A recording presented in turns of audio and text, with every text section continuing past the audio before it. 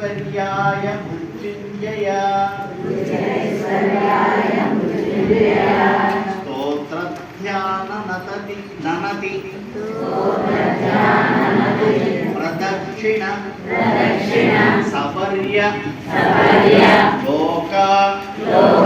నాకర్ణనే జిహ్వాచిత్త శిరోంగ్రి హస్తనయన శ్రోత్రైరహం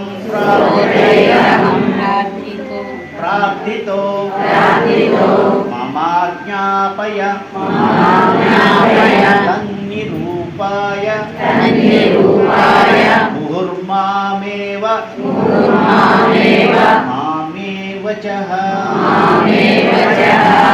ఓ పరమేశ్వర, నా జ్ఞానేంద్రియాలు ఈ సేవ చేయడానికి ఉత్సాహం చూపిస్తున్నాయి. నన్నది అంటే నమస్కరించాలి. నీకు నమస్కరించడానికి చేతులు సహకరించాలి, ప్రదక్షిణ చేయడానికి కాళ్ళు సహకరించాలి, నీకు స్తోత్రం చేయడానికి నోరు సహకరించాలి. ఈ జ్ఞానేంద్రియాలన్నీ కూడా మోగపోకుండా సవ్యంగా పనిచేసేట్టు ఆజ్ఞాపించు. ఎవరు ఆజ్ఞాపించాలట? ఎవరిని? కాదు, జ్ఞానేంద్రియాలు.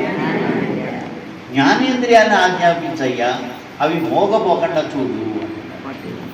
అదేంటి జ్ఞానేంద్రియాన్ని శివుడు ఆజ్ఞాపించడానికి?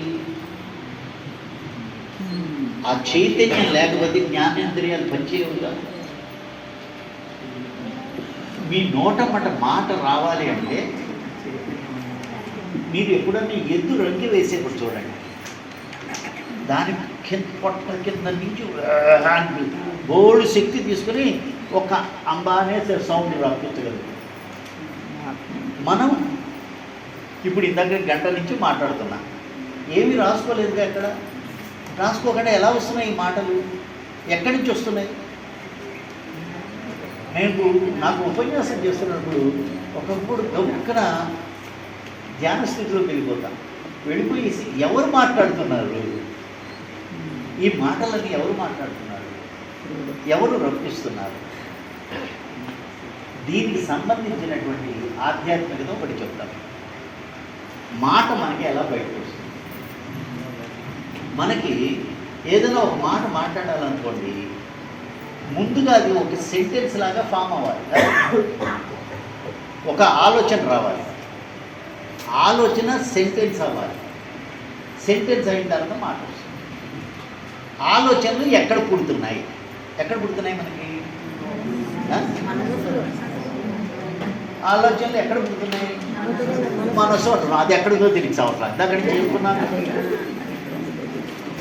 మనసు శరీరం అంతా వ్యాపించింది. మనసు అన్నది శరీరం అంతా వ్యాపించింది. అదేంటి సార్, మనసు శరీరం అంతా ఎలా ఉంటుంది? బ్రెయిన్లో ఉంటుందేమో? కాదు. ఎప్పుడన్నా మన వేలు తలుపులో పడింది అనుకోండి, తలుపులో పడి వేలు నొక్కుకుంది అనుకో, వెంటనే గంతులు వేసేస్తాం, కాడు బాగా అంటాం, కాడు కొడుతున్నావు. వేలు పడితే కాళ్ళు ఎందుకు కొడుతున్నావు? కొట్టు ఊరుకుంటున్నావా? అమ్మో అంటూ నోరు వరుస్తావు, కళ్ళమని నీళ్ళు వచ్చేస్తున్నాయి, బాధగా ఉందని కూర్చుంటున్నావు. శరీరం మొత్తం స్పందిస్తాం. ఎందుకంటే నీ మనసు శరీరం అంతా వ్యాపించింది. మనసు శరీరం అంతా వ్యాపించింది.